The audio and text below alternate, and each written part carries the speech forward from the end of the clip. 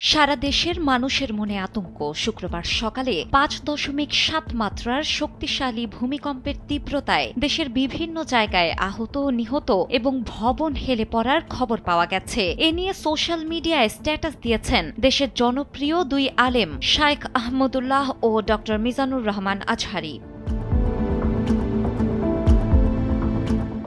শায়েখ আহমদুল্লাহ সূরা হজের ১ নম্বর আয়াতটি তুলে ধরেন। সেখানে বলা হয়েছে, এভাবেই এক মহাকম্পন মহাপ্রলয়ে রূপ নেবে। সেদিন সম্পর্কে মহান আল্লাহ বলেন, হে মানুষ, তোমরা তোমাদের রবকে ভয় করো। নিশ্চয়ই কিয়ামতের প্রকম্পন এক ভয়ঙ্কর ব্যাপার। এরপর আহমদুল্লাহ লিখেছেন, ভূমিকম্পের মাত্রা আরেকটু বেশি হলেই হয়তো অনেকের জীবনের শেষ দিন হতো আজ। আজকে ভূমিকম্প অনেক বড় সতর্কতা রেখে গেছে।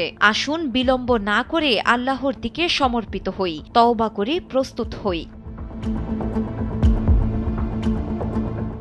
ড মিজানুর রহমান আজহারি লিখেছেন, ভেবে দেখেছেন কি, আজ ভূমিকম্পের তীব্রতা আরও ভয়াবহ হলে খুব কম সংখ্যক মানুষের শেষ আমল হতো ফজরের নামাজ। সেই লিস্টে আপনি থাকতেন তো? উত্তর না হলে শুধরে নেওয়ার সুযোগ রয়েছে এখনো। এই কম্পনে টের না পেলেও চূড়ান্ত কম্পন কিন্তু ঠিকই টের পাইয়ে দিবে। তাই আসুন সময় থাকতে নিজেদের শুধরে নেই। শিলা ইসলাম, সময়ের আলো।